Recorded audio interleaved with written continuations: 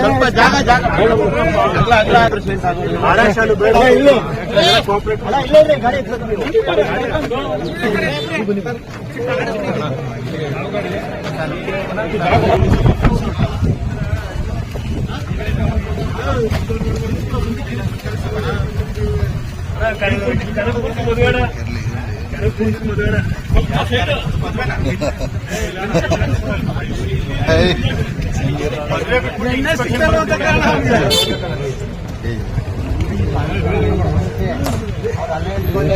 ಮದುವೆ ಅಂದ್ಬಿಟ್ಟೆ ಕೇಳಿಸ್ಬಿಟ್ರು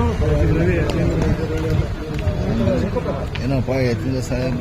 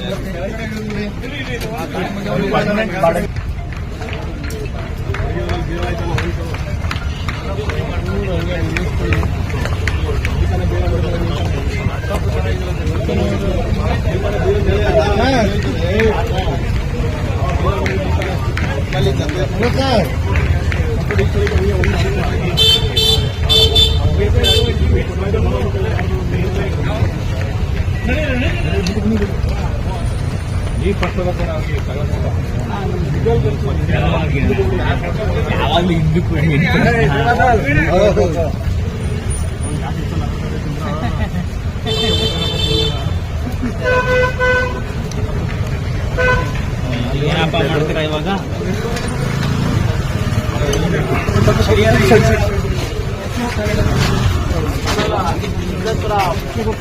ನಮ್ಮ dragon park ಇರ್ತೀವಿ, ಅಲ್ಲೇ ಬರ್ತಾ ಇದೆ.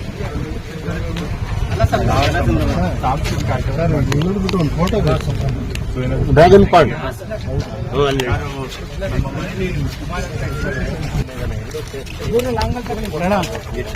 ಬನ್ನಿ.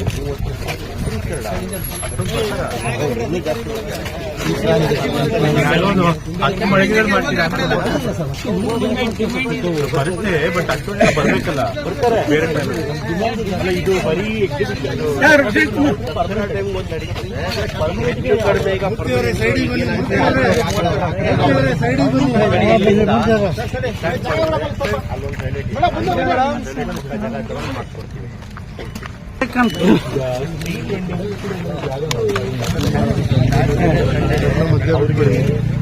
ಕಡಿಮೆ ಮಾಡ್ಕೊಡ್ಕಾದ್ರೆ ಮಾಡಿ ಇನ್ನೊಂದು ಮಾಡ್ತಿತ್ತು. ಸ್ಯಾಟರ್ಡೇ ಸಂಡೇ ಮಾಡೋಕೆ ಪ್ಲಾನ್ ಮಾಡ್ತಾ ಇದ್ದೀವಿ. ಎಷ್ಟು ಜನ ಬರ್ತಾರೋ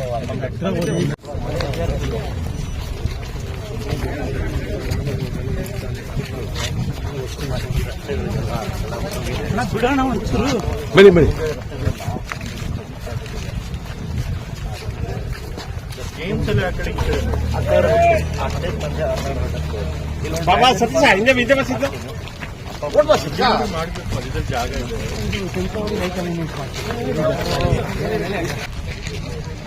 ಈಗ ಗೇಟ್ ತೆಗಿ.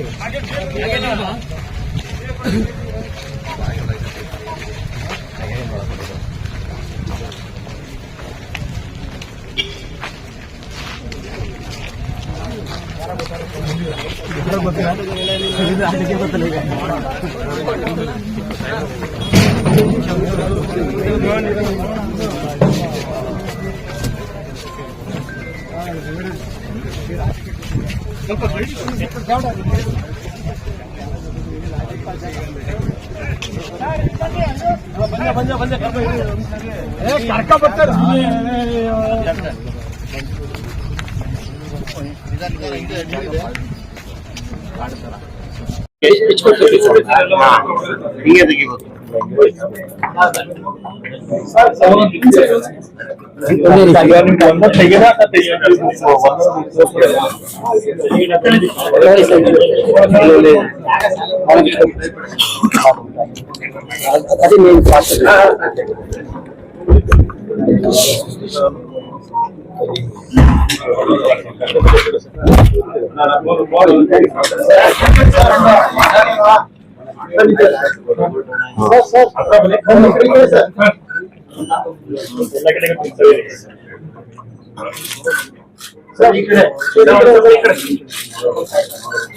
ಇವತ್ತು ವಸ್ತು ಪ್ರದರ್ಶನಕ್ಕೆ ಒಂದು ಸಂತೋಷವಾದ ದಿನ.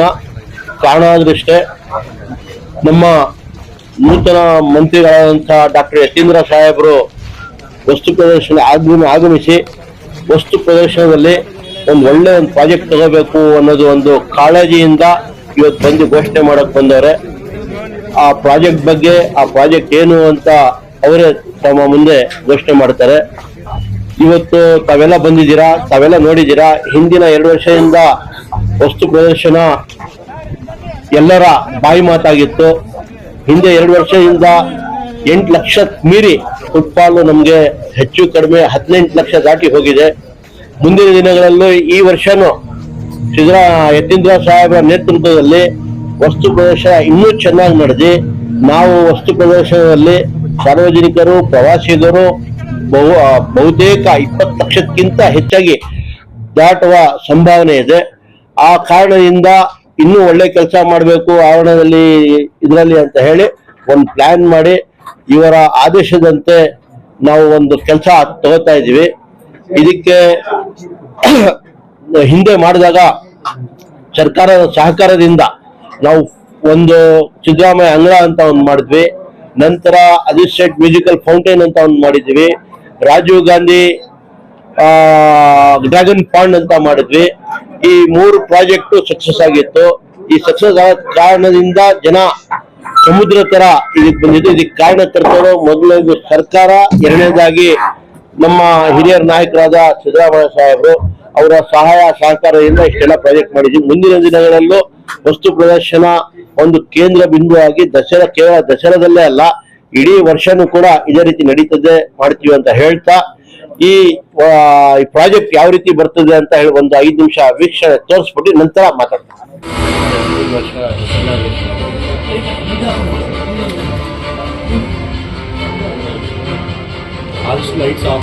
ಲೈಟ್ ಆಫ್ ಮಾಡಿ.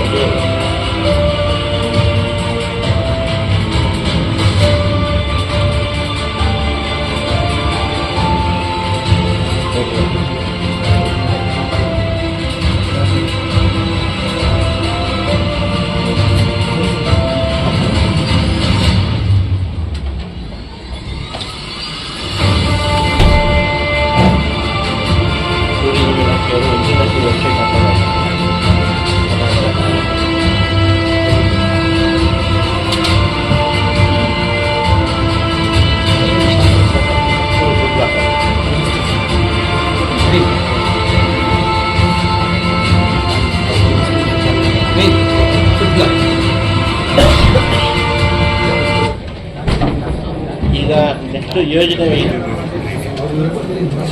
ಮಾಡಬೇಕು ಅಂತ ಮಾಡಬೇಕು ಅಂತ ದೇಶದ ಆರಂಭದ ಸಂಕೀರ್ಣ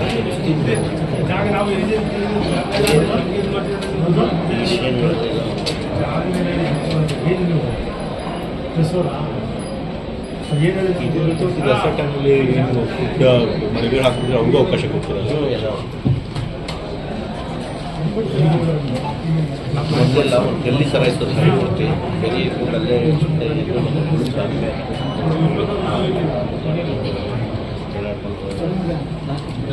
ನಿಮಿಷ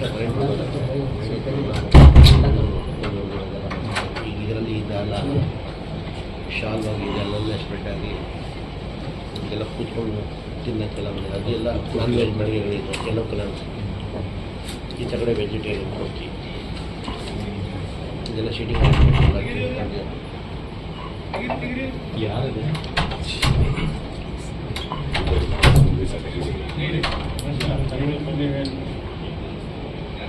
ಫುಲ್ಲು ಟೈಲ್ಸ್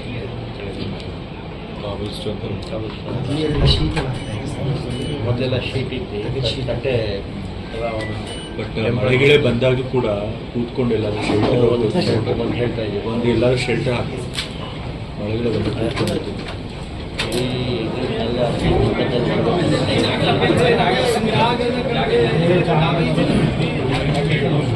ಆಯಾಯ ಮಳಿಗೆಗಳು ಮುಂದೆ ಡಿಟ್ಯಾಚಬಲ್ ಬರಲ್ಲ ಹಾಕೊಂಡ್ರೆ ಅವ್ರಿಗೆ ಬೇಕಾದಾಗ ಹಾಕಿದ್ರೆ ಬೆಳೆದಿರ್ತಾರೆ.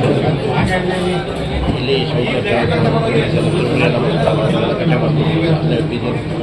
ಸ್ಟ್ರೀಟ್ ಕಾರ್ಡ್ಸ್ ತರಲಿ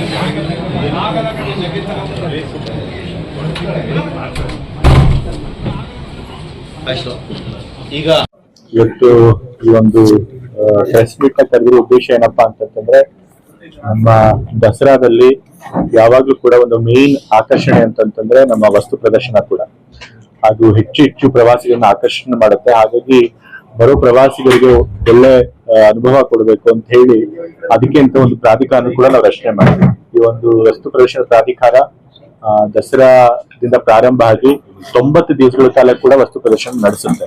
ಈ ವರ್ಷ ಕೂಡ 11/10/2026ರಿಂದ 8/1/2027 ಜನವರಿ 8ನೇ ತಾರೀಕು ತನಕ 90 ದಿವಸಗಳ ಕಾಲ ನಡೆಯುತ್ತೆ. ಬೇಡಿಕೆ ಬಂದ್ರೆ ಇನ್ನೂ ಕೂಡ ಮುಂದುವರಿಸ್ತೇವೆ. 2023ರಲ್ಲಿ ನಮ್ಮ ಸರ್ಕಾರ ಬಂದಾಗ ವಸ್ತು ಪ್ರದರ್ಶನಕ್ಕೆ ಫುಟ್ಫಾಲ್ ಬಂದಂತ ಜನರ ಸಂಖ್ಯೆ ಸುಮಾರು 8 ಲಕ್ಷ ಇತ್ತು. 2024ಕ್ಕೆ 9 ಲಕ್ಷ ಆಯ್ತು. ಕಳೆದ ಬಾರಿ ಆಯುಬ್ ಅವರು ಅಧ್ಯಕ್ಷರಾಗಿ ಬಹಳ ಉತ್ತಮವಾಗಿ ಕೆಲಸ ನಿರ್ವಹಿಸಿ ಬೇಕಾದಷ್ಟು ಅನುದಾನ ತಂದು ಅದನ್ನ ಇನ್ನೂ ಕೂಡ ಅಭಿವೃದ್ಧಿ ಪಡಿಸಿದ ಮೇಲೆ ಸುಮಾರು 18 ಲಕ್ಷ ಜನ ದಾಟಿದ್ದಾರೆ ಕಳೆದ ಬಾರಿ ದಸರಾದಲ್ಲಿ. ಸೊ ಹಾಗಾಗಿ ಇನ್ನೂ ಹೆಚ್ಚು ಅಭಿವೃದ್ಧಿಗೊಳಿಸಬೇಕು ಅಂತ ಹೇಳಿ ಇಲ್ಲಿ ಒಂದು ಶಾಶ್ವತವಾದಂತಹ 6 ಮಳಿಗೆಗಳ ಒಂದು ಸಂಕೀರ್ಣ ಕೂಡ ಮಾಡ್ಬೇಕು ಅಂತ ಹೇಳಿ ನಾವು ಅನ್ಕೊಂಡಿದ್ದೇವೆ. ಸೊ ಅದೇ ಈಗ ಉದ್ದೇಶಿತ ಒಂದು ಯೋಜನೆ ಆಯುಬ್ ಅವ್ರದ್ದು. ಸೊ ಅದರಿಂದ ಬಹಳ ಅನುಕೂಲ ಆಗುತ್ತೆ. ಶಾಶ್ವತವಾಗಿ ಒಂದು ಫುಡ್ ಕೋರ್ಟ್ ಇದ್ರೆ ಜನ ಇಯರ್ ಔಟ್ ಕೂಡ ಬರಕ್ಕಾಗತ್ತೆ. ಯಾಕೆಂದ್ರೆ ಎಲ್ಲೂ ಕೂಡ ಮೈಸೂರಿನಲ್ಲಿ ಒಂದು ವ್ಯವಸ್ಥಿತವಾದಂತಹ ಫುಡ್ ಸ್ಟ್ರೀಟ್ ಅಥವಾ ಫುಡ್ ಕೋರ್ಟ್ ಇಲ್ಲ. ಸೊ ಇದು ಮಾಡಿದ್ರೆ ಜನರಿಗೆ ಅನುಕೂಲ ಆಗುತ್ತೆ. ಮತ್ತೆ ದಸರಾ ಟೈಮಲ್ಲೂ ಖಂಡಿತ ಅನುಕೂಲ ಆಗುತ್ತೆ. ಈಗಾಗಲೇ ಆಯುಬ್ ಅವರು ಹೇಳ್ತಿದ್ರು ದಸರಾ ಕಳೆದ ಬಾರಿ ಏನೇನ್ ಮಾಡಿದ್ರು ಅಂತ ಹೇಳಿ. ಸಿದ್ದರಾಮಯ್ಯ ಪ್ರಾಂಗಣ ಅಂತ ಮಾಡಿ ಅಲ್ಲಿ ಶಾಶ್ವತವಾಗಿ ಮಳಿಗೆಗಳನ್ನೇ ಕಟ್ಟಿಸ್ಬಿಟ್ಟಿದ್ದಾರೆ. ಪ್ರತಿ ದಸರಾದಲ್ಲಿ ಹೊಸದಾಗಿ ನಾವು ಮಳಿಗೆಗಳನ್ನ ಎರೆಕ್ಟ್ ಮಾಡುವಂತಹ ಅಗತ್ಯನೇ ಇರೋದಿಲ್ಲ. ಶಾಶ್ವತವಾಗಿ ಅದನ್ನ ಕಟ್ಟಿಸ್ಕೊಟ್ಬಿಟ್ಟಿದ್ದಾರೆ. ಮತ್ತೆ ಅದೇ ರೀತಿ ಅಜೀಜ್ ಸೇಠ್ ಸಂಗೀತ ಕಾರಂಜಿ ಅಂತ ಹೇಳಿ ಹೋದ ವರ್ಷ ಮಾಡಿದ್ರು. ಅದು ಕೂಡ ಬಹಳಷ್ಟು ಜನರ ಮೆಚ್ಚುಗೆಯನ್ನು ಪಡೀತು. ಮತ್ತೆ ರಾಜೀವ್ ಗಾಂಧಿ ಡ್ರ್ಯಾಗನ್ ಪಾಂಡ್ ಅಂತ ಹೇಳಿದ್ರು. ಅದು 1-1.5 ಗಂಟೆ ಕಾಲ ಮನರಂಜನೆ ಕಾರ್ಯಕ್ರಮ ಅದರೊಳಗಿರುತ್ತೆ. ಲೇಸರ್ ಶೋ ಮತ್ತೆ ಡ್ರ್ಯಾಗನ್ ಇಂದ ಫೈರ್ ಬರೋ ಬೋಟಿಂಗ್ ಹಾಡುಗಳು ಬೋಟಿಂಗು ಅದು ಅಂತ ಹೇಳಿ 1-1.5 ಕಡೆ ಮನರಂಜನೆ ಕಾರ್ಯಕ್ರಮ ಇರುತ್ತೆ. ಸೊ ಇಷ್ಟನ್ನೆಲ್ಲ ಮಾಡಿದ್ದಾರೆ. ಮತ್ತೆ ಇಲ್ಲೆಲ್ಲ ಮೊದಲು ದಸರಾ ಎಕ್ಸಿಬಿಷನ್ ಗ್ರೌಂಡ್ ನಲ್ಲಿ ಮೂಲಭೂತ ಸೌಕರ್ಯಗಳಿರಲ್ಲ. ಅವ್ರು ಬಂದ್ಮೇಲೆ ರಸ್ತೆ ಪೇಮೆಂಟ್ ಎಲ್ಲ ಮಾಡಿದ್ದಾರೆ. ಸೊ ನಿಧಾನವಾಗಿ ಇಲ್ಲೊಂದು ಒಳ್ಳೆ ಅಮ್ಯೂಸ್ಮೆಂಟ್ ಪಾರ್ಕ್ ಕೂಡ ಮಾಡಬೇಕು ಅನ್ನೋದು ಅವ್ರ ಉದ್ದೇಶ ಇದೆ. ಖಂಡಿತ ಸರ್ಕಾರಕ್ಕೆ ಬೆಂಬಲ ಕೊಟ್ಟರೆ ಅದನ್ನು ಕೂಡ ಮುಂದಿನ ದಿನಗಳಲ್ಲಿ ಆಯ್ಕೊಂಡು ಮಾಡ್ಕೊಡ್ತಾರೆ. ಸೊ ಹಾಗಾಗಿ ಆಯುಬ್ ಅವರು ಒಳ್ಳೆ ಕೆಲಸ ಮಾಡಿದ್ದಾರೆ. ದಸರಾದಲ್ಲಿ ಹೆಚ್ಚು ಹೆಚ್ಚು ಪ್ರವಾಸಿಗರು ವಸ್ತು ಪ್ರದರ್ಶನಕ್ಕೆ ಬರುವಂಗ್ ಮಾಡಿದ್ದಾರೆ. ಜನಸಂಖ್ಯೆ ಡಬಲ್ ಆಗಿದೆ ಹೋದ ವರ್ಷ. ಸೊ ಈ ವರ್ಷ ಕೂಡ ಫುಡ್ ಕೋರ್ಟ್ ನ ಶಾಶ್ವತವಾಗಿ ಮಾಡ್ಬೇಕು ಅಂತ ಹೊರಟಿದ್ದಾರೆ. ಸೊ ಅದು ಒಳ್ಳೆ ಯೋಜನೆ ಇದೆ. ಅದಕ್ಕೆ ನಮ್ಮ ಸಂಪೂರ್ಣ ಬೆಂಬಲ ಸಹಕಾರ ಇರುತ್ತೆ. ಇನ್ನೂ ಇದೇ ರೀತಿ ಒಳ್ಳೆ ಕೆಲಸಗಳನ್ನು ಮಾಡಿ ಆಯ್ಬೋದು ಅಂತ ಹೇಳಿ ನಾನು ಅವ್ರಿಗೆ ಆಶಿಸ್ತೇನೆ. 4 ಕೋಟಿ 4 ಕೋಟಿ 32 ಮಳಿಗೆಗಳು ಬರ್ತವೆ. ಇನ್ನೂ 100 ಮಳಿಗೆಗಳಷ್ಟು ಜಾಗ ಇದೆ. ಈಗ ಸದ್ಯಕ್ಕೆ 332 ಮಳಿಗೆಗಳಿಗೆ ನಾವು ಈ ವರ್ಷಕ್ಕೆ ಎರಡು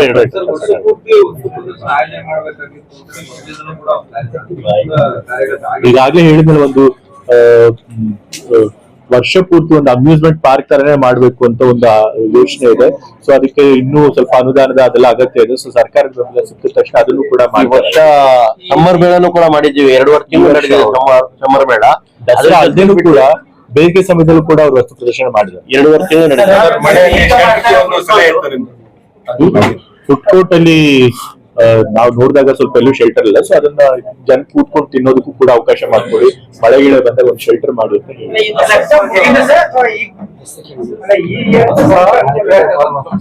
ಆಗ್ತದೆ. ಅದಕ್ಕೆ 2 ತಿಂಗಳಲ್ಲಿ ಮುಗಿಯುತ್ತೆ. ಈ ಸರಿ ದಸರಾ ಪ್ರಾರಂಭ ಆಗೋಷ್ಟೊಳಗೆ ಫುಡ್ ಕೋರ್ಟ್ ಕೂಡ ರೆಡಿ ಆಗುತ್ತೆ.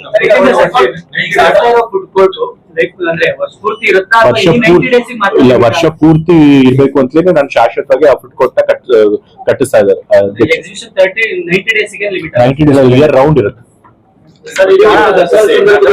ಬೇರೆ ಕಡೆ ಸರ್ಕಾರಿ ಕಾರ್ಯಕ್ರಮಗಳು ಬೇರೆ ಬೇರೆ ಕಡೆ ನಡೀತಿದ್ದಾವೆ. ಅದನ್ನ ಎಕ್ಸಿಬಿಷನ್ ಗ್ರೌಂಡ್ ಅಲ್ಲೇ ಮಾಡ್ಬೇಕು ಅಂತ ಅವಾಗಿಂದನೂ ಬೇಡಿಕೆ ಇದೆ. ಅದು ಆಗ್ತಾನೆ ಇಲ್ಲ. ಹೌದು, ನಾವು ಕೂಡ ಸರ್ಕಾರ ಗಮನಕ್ಕೆ ತಂದಿದ್ದೀವಿ. ಮೈಸೂರಿನಲ್ಲಿ ರಾಜಕೀಯ ರ್ಯಾಲಿಗಳಿರ್ಬೋದು ಅಥವಾ ಖಾಸಗಿ ಕಾರ್ಯಕ್ರಮಗಳಿರ್ಬೋದು, ಕನ್ಸರ್ಟ್ಗಳು ನಡೀತೆ ಬೇರೆ ಬೇರೆ ಸಿಟಿಗಳ ಕನ್ಸರ್ಟ್ಗಳು ನಡೆಸೋದಕ್ಕೆ ಅಥವಾ ಈ ರೀತಿ ವಸ್ತು ಪ್ರದರ್ಶನ ನಡೆಸೋದಕ್ಕೆ ಒಂದು ಡೆಡಿಕೇಟೆಡ್ ಸ್ಪೇಸ್ ಬೇಕಿದೆ.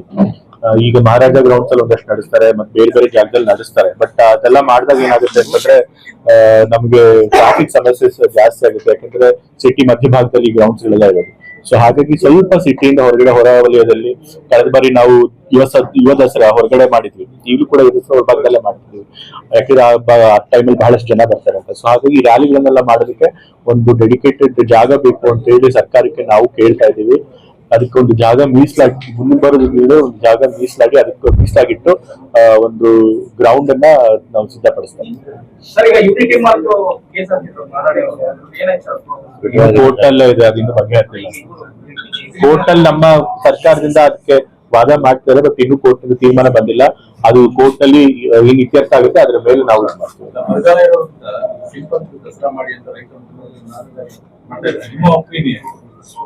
ಈಗ ಎಷ್ಟೋ ಜನ ಹಲವಾರು ಅಭಿಪ್ರಾಯಗಳು ಹೇಳಿದ್ದಾರೆ ದಸರಾ ಹೀಗಾಗ್ಬೇಕು ಹಾಗಾಗ್ಬೇಕು ಅಂತ. ಬಟ್ ಅಲ್ಟಿಮೇಟ್ಲಿ ನಾವು ಹೈ ಪವರ್ ಕಮಿಟಿ ಮೀಟಿಂಗ್ ಇರುತ್ತೆ, ಕಮಿಟಿ ಇರುತ್ತೆ, ದಸರಾ ಹೈ ಪವರ್ ಕಮಿಟಿ ಅಂತ ಹೇಳಿ. ಸೊ ಅಲ್ಲಿ ಮುಖ್ಯಮಂತ್ರಿಗಳೇ ಅಧ್ಯಕ್ಷರಿರ್ತಾರೆ. ಸೊ ಅವರ ಅಧ್ಯಕ್ಷತೆಯಲ್ಲಿ ಕಮಿಟಿಲಿ ಏನ್ ತೀರ್ಮಾನ ಆಗುತ್ತೆ ಅದನ್ನೇ ನಾವು ಪಾಲಿಸ್ತೀವಿ. ಸೊ ಈ ಬಾರಿ ಕಮಿಟಿ ಮೀಟಿಂಗ್ ನಲ್ಲಿ ಎಲ್ಲ MLA ಗಳವರೆಲ್ಲ ಇದ್ರು ಕೂಡ MLA ಗಳೆಲ್ಲರೂ ಅಭಿಪ್ರಾಯ ಏನಂತ ಬಂತು ಅಂತಂದ್ರೆ ಈ ಸರಿ ಮಳೆ ಕೊರತೆ ಇರಬಹುದು, ಆದ್ರೆ ಮುಂಬರುವ ದಿವಸಗಳಲ್ಲಿ ಮತ್ತೆ ಮಳೆ ಬರಬಹುದು. ಸೊ ಹಾಗಾಗಿ ದಸರಾ ಸರಳವಾಗಿ ಮಾಡೋದು ಬೇಡ, ಪ್ರತಿ ವರ್ಷ ಏನ್ ಮಾಡ್ತಿದ್ವಿ ಅದೇ ರೀತಿ ಇರಲಿ ಅಂತ ಅವರು ಅಭಿಪ್ರಾಯ ವ್ಯಕ್ತಪಡಿಸಿದ್ರು. ಸೊ ಹಾಗಾಗಿ ಮುಖ್ಯಮಂತ್ರಿಗಳು ಕೂಡ ಅದನ್ನೇ ಅನುಮೋದನೆ ಮಾಡಿ ಈ ಬಾರಿ ಪ್ರತಿ ವರ್ಷ ಏನು ವಿಜೃಂಭಣೆಯಿಂದ ನಾವು ದಸರಾ ಆಚರಣೆ ಮಾಡ್ತಿದ್ವಿ ಅದೇ ರೀತಿ ಮಾಡ್ಬೇಕು ಅಂತ ಹೇಳಿ ತೀರ್ಮಾನ ಆಗಿದೆ.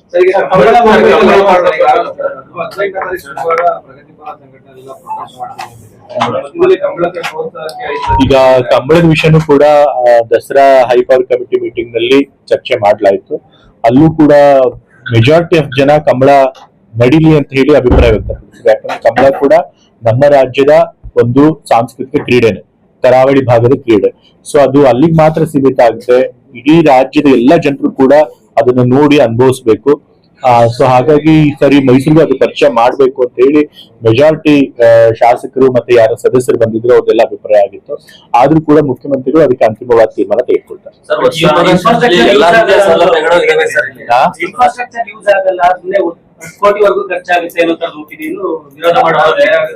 ಇಲ್ಲ, ಈ ಸರಿ ದಸರಾದ ಏನಾದ್ರು ಹೊಸದಾಗಿ ಮಾಡ್ಬೇಕು ಅನ್ನೋ ಒಂದು ಆಲೋಚನೆ ಇರುತ್ತೆ. ಈ ಸರಿ ಕಂಬಳದಲ್ಲಿ ಮಾಡಿ ಜನರಿಗೆ ಒಂದು ವಿನೂತವಾದಂತ ಅನುಭವ ಕೊಡಬೇಕು ಅಂತ ಹೇಳಿ ಎಲ್ಲರ ಅಭಿಪ್ರಾಯ ಇದೆ ದಸರಾ ಕಮಿಟಿನಲ್ಲಿ. ಸೊ ಹಾಗಾಗಿ ಆದ್ರೆ ಅದಕ್ಕೆ ತೀರ್ಮಾನ CM ಅವರಿಗೆ ಬಿಟ್ಟಿದ್ದೀವಿ. ಬೆಂಗಳೂರು ಕೂಡ ಮಾಡಿದ್ವಿ. ಬೆಂಗಳೂರು ಕೂಡ ಬಹಳಷ್ಟು ಜನ ಬಂದು ವೀಕ್ಷಣೆ ಮಾಡಿದ್ರು, ಎಲ್ಲರೂ ಅಪ್ರಿಶಿಯೇಟ್ ಮಾಡಿದ್ರು, ಮೆಚ್ಚುಗೆ ವ್ಯಕ್ತಪಡಿಸಿದ್ರು. ಸೊ ಬೆಂಗಳೂರು ಮೈಸೂರು ಆದ್ರೂ ಕೂಡ ಆದ್ರೆ ಜನ ಖಂಡಿತ ಮೆಚ್ಚುಗೆ ವ್ಯಕ್ತಪಡಿಸ್ತಾರೆ.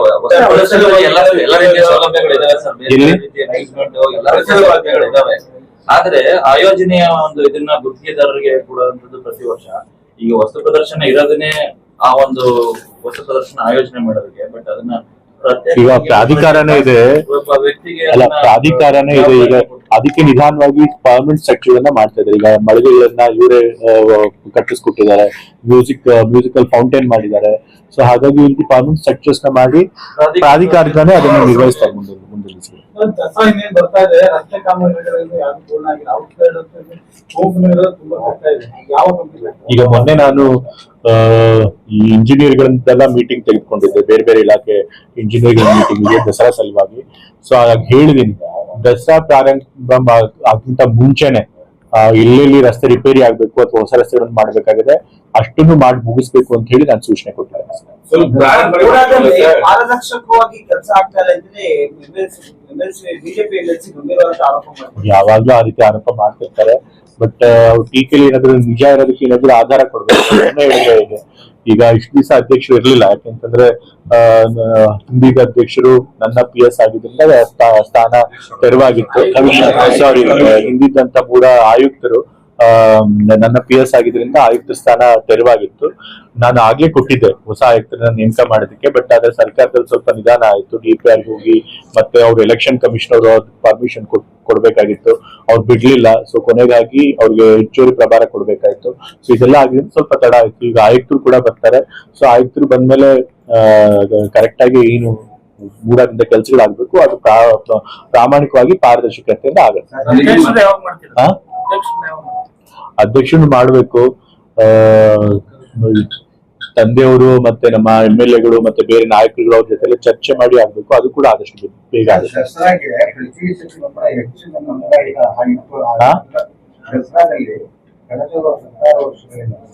ಹೆಚ್ಚಿನ ಅನುದಾನ ಕೊಡ್ತಾ ಇದ್ರು. 100 ಕೋಟಿ 50 ಕೋಟಿ ಕಾಮಗಾರಿ ಕಾರ್ಪೊರೇಷನ್ಗೆ ಊರಾಗಿಲ್ಲ. ಅದು 2-3-4 ವರ್ಷದಿಂದ ಕೊಟ್ಟಿಲ್ಲ. ಅದು ಕಾಮಗಾರಿಗಳು ಕೊಟ್ಟರೆ ಅಟ್ಲೀಸ್ಟ್ ಮೈಸೂರಿನಲ್ಲಿ ಒಂದು ರೋಡ್ಗಳು ಪ್ಲಸ್ ಪಾರ್ಕ್ಗಳು ಸ್ವಲ್ಪ ಈಗ ದಸರಾದಲ್ಲಿ ಏನೇನ್ ಕಾಮಗಳು ಅಗತ್ಯವಾಗಿ ಆಗ್ಬೇಕಾಗಿದೆ ಅದನ್ನ ಅಧಿಕಾರಿಗಳು ಕೊಡ್ತಾರೆ. ಅದನ್ನ ನೋಡ್ಕೊಂಡು ಅನುದಾನ ಬೇಕು ಅಂತಂದ್ರೆ ಖಂಡಿತ ಅದನ್ನ ಕೊಡ್ಸ್ಕೊಡೋದು.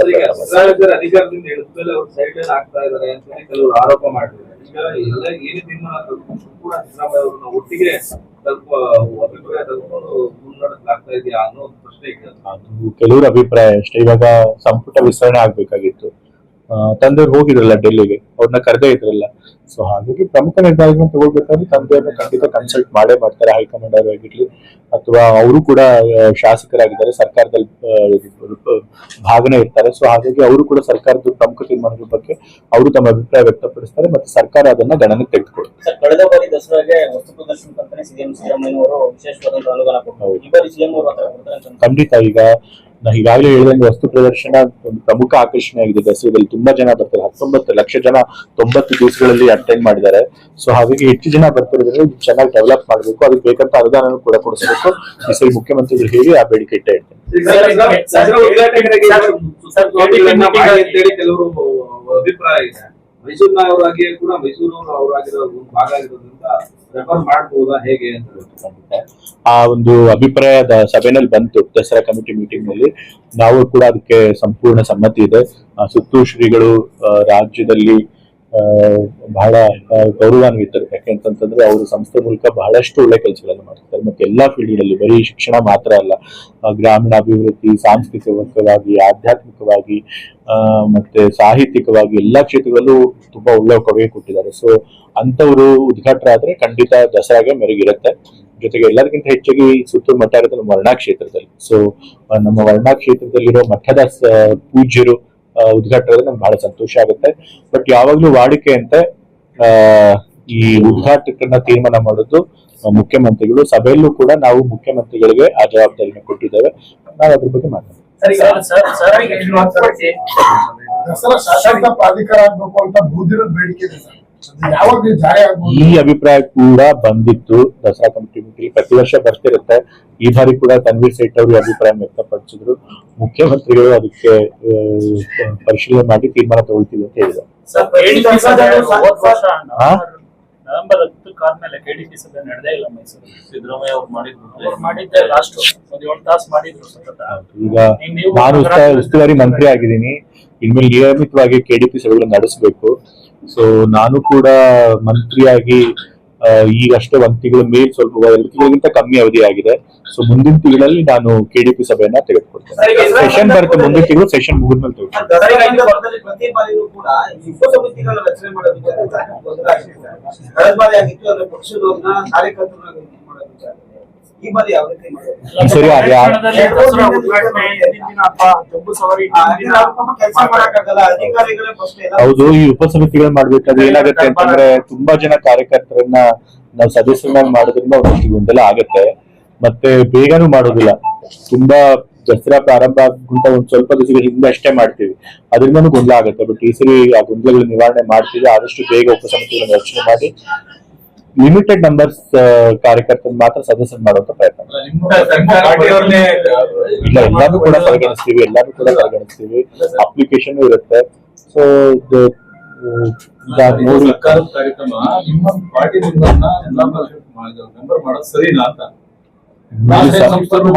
ಮಾಡಿದ್ರಿ. ಈಗ ನಿಗಮ ಮಂಡಳಿಗಳಿಗೆ ಪ್ರತಿ ಸರ್ಕಾರ ಬಂದಾಗ ಯಾರನ್ನ ಸದಸ್ಯ ಡೈರೆಕ್ಟರ್ ಮಾಡ್ತೀವಿ, ನಿರ್ದೇಶಕರು ಮಾಡ್ತೀವಿ, ಅಧ್ಯಕ್ಷರು ಮಾಡ್ತೀವಿ. ಆಯಾ ಆಡಳಿತ ಸರ್ಕಾರದ ಪಕ್ಷ ಯಾವ್ದಿರುತ್ತೆ ಅವ್ರು ಮಾಡ್ತಾರೆ.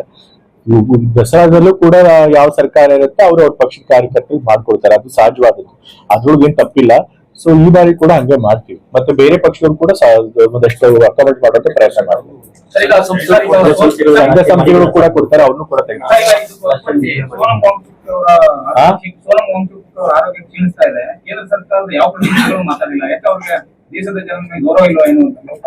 ನೀವು ಹಿಂದೆ ಇದೇ ರೀತಿ IAC ಮೂವ್ಮೆಂಟ್ ಆದಾಗ ನೋಡಿ, ಅಣ್ಣಾ ಹಜಾರೆ ಅವಾಗ ಉಪವಾಸ ಮಾಡ್ತಾ ಇದ್ರು. ಉಪವಾಸ ಮಾಡ್ತಿದ್ದಂತ 11 ದಿವಸಗಳಲ್ಲೇ ನಮ್ಮ ಸರ್ಕಾರ ಅವ್ರನ್ನ ಹೋಗಿ ಉಪವಾಸ ಕೈ ಬಿಡಬೇಕು ಅಂತ ಹೇಳಿ ಅವ್ರ ಬೇಡಿಕೆಗಳನ್ನು ಈಡೇರಿಸ್ಕೊಡ್ತೀವಿ ಅಂತ ಹೇಳಿ ಅವ್ರಿಗೆ ಭರವಸೆಗಳನ್ನ ಕೊಟ್ಟಿದ್ರು. ಸೊ ನಮ್ಮ ಸರ್ಕಾರ ಅವಾಗ ಕಾಂಗ್ರೆಸ್ ಸರ್ಕಾರ ಏನಿತ್ತು, UPA ಸರ್ಕಾರ ಏನಿತ್ತು, ಮಾನವೀಯತೆಯಿಂದ ಕೆಲಸ ಮಾಡ್ತಾ ಇತ್ತು.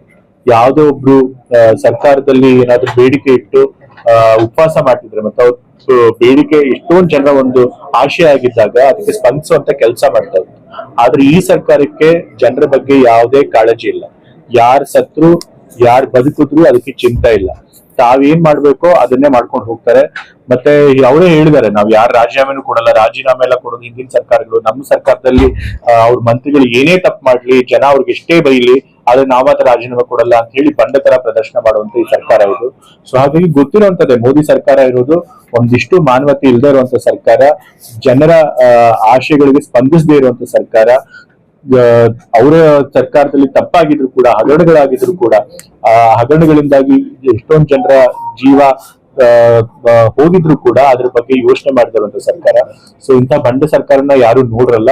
ಬಟ್ ದುರದೃಷ್ಟವಶಾತ್ ನಮ್ಮ ದೇಶ ಇವತ್ತು ಅಂತ ಸರ್ಕಾರನ ನೋಡುವಂತ ಪರಿಸ್ಥಿತಿ ಬಂದಿದೆ. ಸರ್, ಸ್ಥಳೀಯ ಸಂಸ್ಥೆಗಳ ಚುನಾವಣೆ ಸರ್ಕಾರ ಈಗಾಗಲೇ ಹೇಳಿದ್ದಾರೆ, ಬೆಂಗಳೂರು ಬೃಹತ್ ಬೆಂಗಳೂರು ಏನಿದೆ ಅದರದ ಎಲೆಕ್ಷನ್ ಈ ನವೆಂಬರ್ ಅಲ್ಲಿ ನಡೆಯುತ್ತೆ ಅಂತ ಹೇಳಿದ್ದಾರೆ. ಮತ್ತೆ ನಮ್ಮ ಗ್ರಾಮೀಣಾಭಿವೃದ್ಧಿ ಸಚಿವರು ಕೂಡ ಗ್ರಾಮ ಪಂಚಾಯತಿ ಚುನಾವಣೆಗಳನ್ನ ಈ ವರ್ಷನೇ ಮಾಡಿ ಮುಗಿಸ್ತೀವಿ ಅಂತ ಹೇಳಿ ಹೇಳಿಕೆ ಕೊಟ್ಟಿದ್ದಾರೆ. ಸೊ ಆದಷ್ಟು ಬೇಗ ಸ್ಥಳೀಯ ಚುನಾವಣೆಗಳನ್ನು ನಾವು ನಡೆಸ್ತಾರೆ. ಅವುಗಳನ್ನು ಮಾಡ್ಬೇಕು. ಈಗ ನಗರ ಪಾಲಿಕೆ ಏನಕ್ಕೆ ಸ್ವಲ್ಪ ವಿಳಂಬ ಆಯ್ತು ಅಂತಂದ್ರೆ, ನಾವು ಬೃಹತ್ ಮೈಸೂರು ಮಾಡ್ಬೇಕು ಅಂತ ಅನ್ಕೊಂಡಿದ್ವಿ. ಅದಕ್ಕೆಲ್ಲ ಪ್ರಪೋಸಲ್ ಕೂಡ ಕೊಟ್ಟಿದ್ವಿ. ಆದ್ರೆ ಗವರ್ನರ್ ಹತ್ರ ಹೋದ್ಮೇಲೆ, ರಾಜ್ಯಪಾಲರ ಹತ್ರ ಹೋದ್ಮೇಲೆ ಅವರು ಏನು ಈಗ ಸೆನ್ಸಸ್ ನಡೀತಿದೆ, ಸೆನ್ಸಸ್ ನಡೀತಿರೋದ್ರಿಂದ ಯಾವುದೇ ಬದಲಾವಣೆ ಮಾಡಕ್ಕಾಗಲ್ಲ ಅಂತ ಹೇಳಿ ಅದನ್ನ ಸ್ಟಾಲ್ ಆಗೋಯ್ತು. ಸೊ ಆ ಕಾರಣದಿಂದ ನಾವು ನಗರಸಭೆ ಎಲೆಕ್ಷನ್ ಮಾಡಿರಲ್ಲ. ಈಗ ಸೆನ್ಸಸ್ ಮುಗಿದ ತನಕ ಕಾಯೋದ್ ಬೇಡ ಅಂತ ಅನ್ಕೊಂಡಿದ್ವಿ. ಸೊ ನಗರ ಪಾಲಿಕೆಗೆ ಚುನಾವಣೆ ನಡೀಬೇಕು. ಅದನ್ನು ಕೂಡ ನಮ್ಮ ಮುಖ್ಯಮಂತ್ರಿಗಳ ಜೊತೆ ಮತ್ತೆ ಬೇರೆ ನಾಯಕರ ಜೊತೆ ಚರ್ಚೆ ಮಾಡಿ ಆದಷ್ಟು ಬೇಗ ಅದನ್ನು ನಡೆಸ್ತಾರೆ.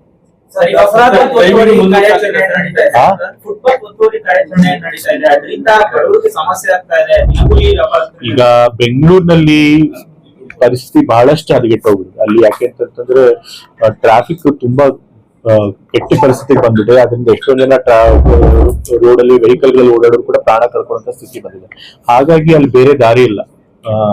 ಬೀದಿ ಬದಿ ವ್ಯಾಪಾರಿಗಳನ್ನ ಅವ್ರನ್ನ ತೆರವು ಮಾಡ್ಲೇಬೇಕಾದಂತ ಅನಿವಾರ್ಯ ಪರಿಸ್ಥಿತಿ ಇದೆ. ಆದ್ರೆ ಬೇರೆ ಸಿಟಿಗಳಲ್ಲಿ ಟ್ರಾಫಿಕ್ ಪರಿಸ್ಥಿತಿ ಅಷ್ಟೊಂದು ಬಿಗಡಾಯಿಸಿಲ್ಲ. ಸೊ ಹಾಗಾಗಿ ನಾವು ಸ್ವಲ್ಪ ಮಾನವೀಯತೆಯಿಂದ ನಾವು ಅವ್ರಿಗೆ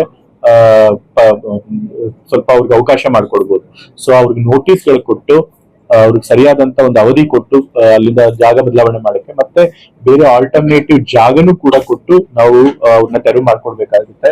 ನಾನು ಕೂಡ ಅದೇ ಸೂಚನೆ ಅಧಿಕಾರಿಗಳಿಗೆ ಕೊಟ್ಟಿದ್ದೇನೆ. ಮೈಸೂರಲ್ಲಿ ಒಂದಷ್ಟು ಫುಡ್ ಸ್ಟ್ರೀಟ್ ಗಳು ಮಾಡಿ ಮತ್ತೆ ಕಮರ್ಷಿಯಲ್ ವೆಂಡರ್ಸ್ಗೆ ಅಂತ ಒಂದು ಮಾರ್ಕೆಟ್ ತರ ಪ್ಲೇಸ್ ಮಾಡಿ ಮತ್ತೆ ತರಕಾರಿ ಹಣ್ಣುಗಳನ್ನು ಮಾಡೋರು ಅವ್ರಿಗೊಂದು ಮಾರ್ಕೆಟ್ ಮಾಡಿ ಮತ್ತೆ ಒಂದೇ ಕಡೆ ಕಾನ್ಸಂಟ್ರೇಟ್ ಆಗದಂಗೆ ಸಿಟಿಗಳಲ್ಲಿ ಬೇರೆ ಬೇರೆ ಕಡೆ ಈ ರೀತಿ ಮಾರ್ಕೆಟ್ ಪ್ಲೇಸ್ ಗಳನ್ನು ಮಾಡಿ ಅಂತ ಹೇಳಿ ಕೂಡ ನಾನು ಸೂಚನೆ ಕೊಟ್ಟಿದ್ದೀನಿ. ಮುಂಬರುವ ದಿವಸಗಳಲ್ಲಿ ಅಂತ ಜಾಗಗಳನ್ನ ಮಾಡ್ತೇವೆ. ವಸ್ತು ಪ್ರದರ್ಶನ ಏನಿದೆ ಈಗ ವಿದೇಶಿ ಪ್ರದರ್ಶನ ರೀತಿ ಪುನರಾವರ್ತನೆಗೊಳ್ತಾ ಇದೆ.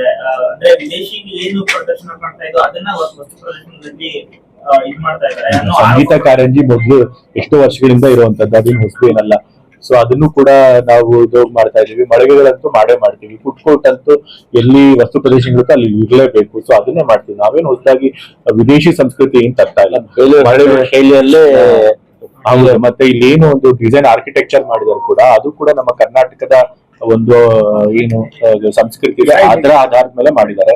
ಸೊ ಮತ್ತೆ ಇಲ್ಲಿ ಕಾವೇರಿ ಮ್ಯೂಸಿಯಂ ಇದೆ, ಅದು ಕೂಡ ನಮ್ಮ ರಾಜ್ಯದ ನದಿ ಬಗ್ಗೆ ತಿಳಿಸ್ಕೊಡುವಂತಹ ಮ್ಯೂಸಿಯಂ.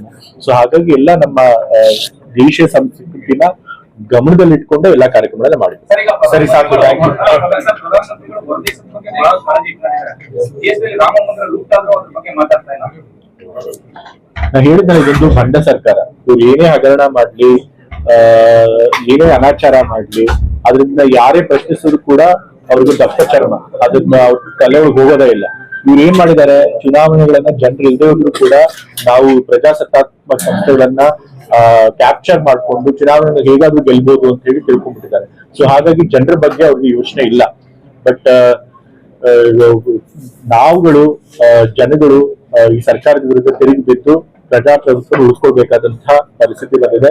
ಜನರಿಗೆ ಜಾಗೃತಿ ಮೂಡಿಸ್ಬೇಕಂತ ಜವಾಬ್ದಾರಿ ನಮ್ಮ ರಾಜಕೀಯ ಪಕ್ಷಗಳ ಮೇಲಿದೆ. ಆ ಕೆಲಸ ನಾವು ಮಾಡೋ ಪ್ರಯತ್ನ ಮಾಡ್ತೀವಿ.